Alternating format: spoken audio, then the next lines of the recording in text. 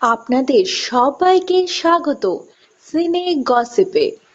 দোল পূর্ণিমার বিশেষ দিনে মোনামির বাড়িতে হয়ে গেল পূর্ণিমা পুজো। দেখা গেল ভক্তিভাবে সমস্ত আয়োজন করতে অভিনেত্রীকে। পঞ্চপ্রদীপ হাতে নিয়ে আরতি করা থেকে শুরু করে যজ্ঞে বসা সমস্ত কিছুই করলেন অভিনেত্রী।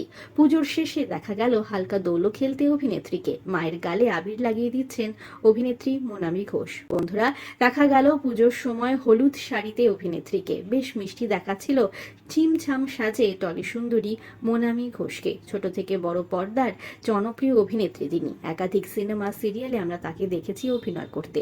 বর্তমানে ছোট পর্দায় না দেখা গেলেও সামাজিক মাধ্যমে বেশ সক্রিয় অভিনেত্রী। বিভিন্ন সময় দেখা যায় দেশে কিংবা দেশের বাইরে বেড়াতে যেতে তাকে। এছাড়াও মিউজিক ভিডিওতেও দেখা যায় অভিনেত্রী মোনামি ঘোষকে। আপনারা দেখছেন মোনামি ঘোষের বাড়ির দোল পূর্ণিমার পুজোর কিছু সুন্দর মুহূর্ত।